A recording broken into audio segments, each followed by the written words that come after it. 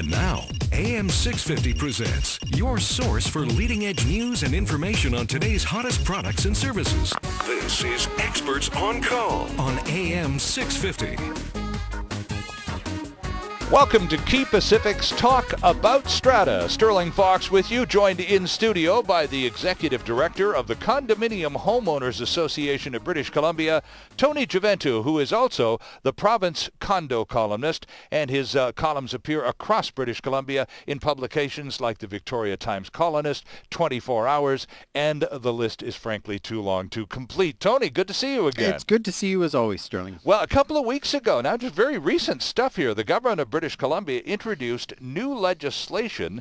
It's called Bill 44, and it's about resolutions. It's all about strata, which is what this program is about. So connect those dots if you can. What is the government of BC doing for strata owners these days? Well, they introduced on May 7 the Civil Resolution Tribunal Act, and what it essentially is intended to do is to replace where people manage to resolve disputes for most types of things that fall for condominiums. There's still going to be some things that still have to go to Supreme Court, but for the most part, the civil kind of complaints that happen in strata corporations between parties, the strata corporation and owners to the strata corporation, right? Basic things that we frequently find their ways into small claims court or find their way into arbitration or even Supreme Court for that fact, will now have a tribunal system. And so, one of the problems that we have in British Columbia is we really don't have accessible justice for condo owners. It's very costly. Yep. The delays of time go on extensively. Yes. It's easily burdened by excessive legal costs and process, and it's formal. It's not. It doesn't actually look at the fact that we're dealing with real people in a real community, and even after this decision, what happens after the fact. So this legislation is going to create a tribunal. Now we're assuming that it passes all the readings, and we're assuming that it gets final royal assent and that it moves forward. But this legislation creates a tribunal system that makes a very accessible situation for the average condo owner and the average strata council. So now, is this a permanent tribunal that's being established by the government to deal exclusively with strata issues? Well, not just strata, actually. It'll be able to deal with other issues that fall under small claims court as well. So the type of disputes that exist between parties, generally over civil matters, could also take advantage of this tribunal system. Okay. But essentially, it's a very large component of it is the service towards the strata community. We have almost 30,000 strata corporations, almost 600,000 residential units in the province, and over 1 million people live in all these units. It's a pretty big constituency, and we're asking volunteers to manage a corporation, to manage corporate assets, basically to manage a local municipal government of each little strata corporation. We're asking volunteers to do this with very little support. Yeah. And so there are conflicts, there are misunderstandings. Strata corporations, when they get into these disputes voluntarily as a result of a misunderstanding, they're pretty good about getting themselves out of it. They get some advice, they consult with someone, they'll go to an association or an organization, or they'll talk to some legal counsel. They're pretty good about coordinating it. But when you get owners entrenched in different positions over bylaw violations or the right to use property or repairing or maintaining or alterations without permission, those things can get a little bit nastier. So how then will the tribunal, one assumes 3 members implied by a tribunal, how will these people be recruited? You see, I don't mean to go negative on you here, my friend, but I think, and I hear the word tribunal, I think of human rights tribunals and the criticisms that they have richly deserved over the years, most of which have to do with its quasi-judicial nature. They're fake courts who have the power of real courts. And this is kind of freaky to a lot of people, lawyers particularly. So how about the makeup of the Civil Resolution Tribunal for condo folk in BC?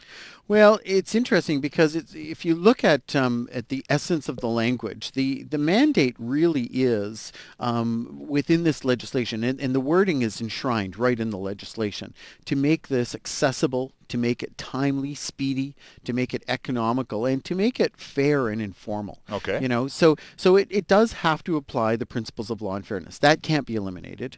People are still entitled to have representation. So you can take a lawyer to one of these tribunals should you feel the need. Though that will be set out in the rules of the tribunal Okay. once the rules are created. What this legislation did is it created the enabling legislation for this concept to exist, so that the rules and the regulations subsequent to this legislation will basically be where the devil is. The devil's in the details, Yeah, right? yeah. And it's going to be big time here. But who the tribunal is, how they function, what they are bound to, many things yet to be established within the rules. So this is just introduced. This is so fresh, we still don't know all the details yet, right? This will come into effect. Once this comes into effect, then there'll probably be another year to 2 years before the rules and the regulations are implemented to ensure that the system still complies with the basic principles of law.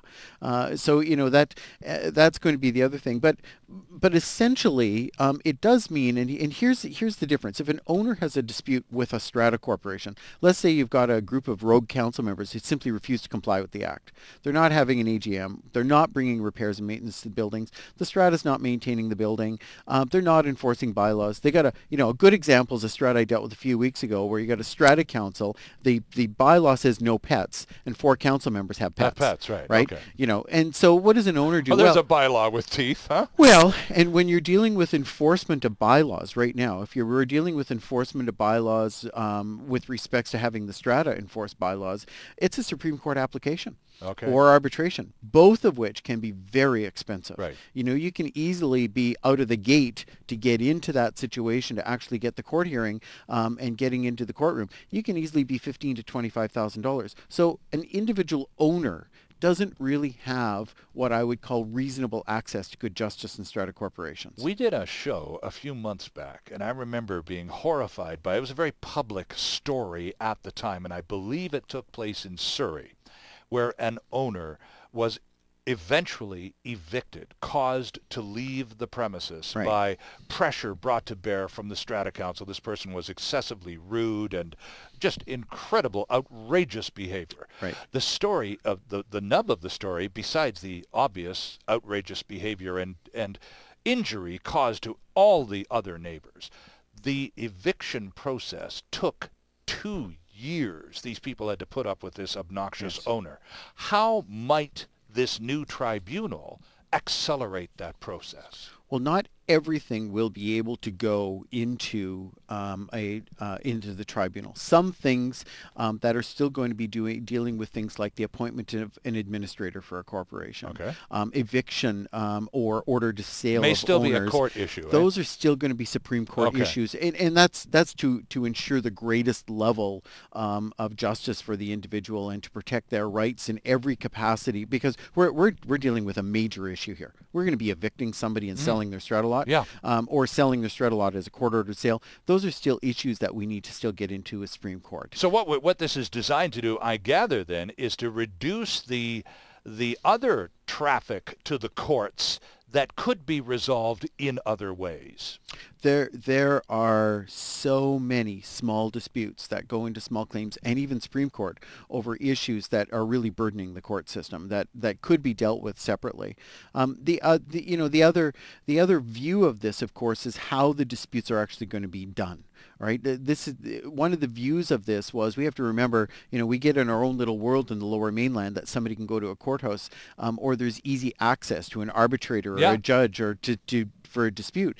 Well, that's not the case if you live in Tumbler Ridge or Radium Hot Springs or Port Hardy or, that you don't have the same access. Right. So it needs to have good access to justice for people across the province. So this has a streaming system that's going to be using online services as well as telephone services. So the parties can actually use, the eventuality is that parties will be able to use an online service to be able to evaluate the type of claim that they're doing. Okay. They will be able to negotiate negotiate with the parties that they are in dispute with to see if they can find some resolution.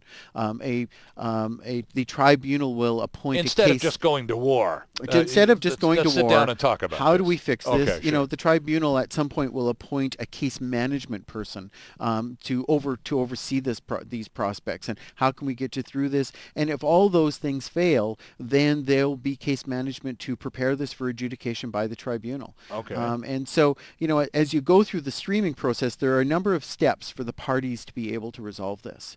So for the owner who is making the application to the tribunal because the strata is not complying with the legislation or the bylaws, that relationship is mandatory. And the decisions of the tribunal will be binding, the same way they would in any court situation. And will there be some kind of appeal process? Always. The tribunal can always be appealed to a higher court. Okay. Okay, so it's a pretty comprehensive package then. Yes. The relationship from the strata corporation to owners is not mandatory for the tribunal. But when you start thinking about the economics of it for an owner, it would be in the most of their best interest to actually do that. Now, you said the government of British Columbia introduced this package on May 7th, so that's literally just in the last couple of weeks. Yes. When is it likely, Tony, to be passed and signed into law, that sort of thing? Are they going to make this an election issue and drag it out for a full year? Because we're not going to vote till 2013. Or is this likely to get done quickly because it's overdue? Well, this sitting of the House ends at the end of May, likely, the sitting of the Ledge. So we'll hopefully see this ratified by the end of this sitting, so that the real work is going to be the development of the rules and the regulations, creating the tribunal, creating the rules of the tribunal, how the mechanics of it all works, bringing all the stakeholders in the development in all of those parties. And, you know, I think that's what we're really going to be looking at is this implementation process. You know, I'd say not sooner than tomorrow and not later than the next 3 years, but it's going to be difficult to say when the production actually gets done. Have you got any info up at the CHOA.bc.ca website on this there, already? All the updates and all the information, the legislation, all of the information of debates and more additional information on development will be on the website, and they already are posted there. Tony Gioventu is Executive Director of the Condominium Homeowners Association, or CHOA, and the website is choa.bc.ca. I'm Stirling Fox. This is Quay Pacific's Talk About Strata, and we'll be right back. There's still more ahead with Experts on Call, the show focused on delivering relevant and beneficial consumer information. This is Experts on Call on AM 650.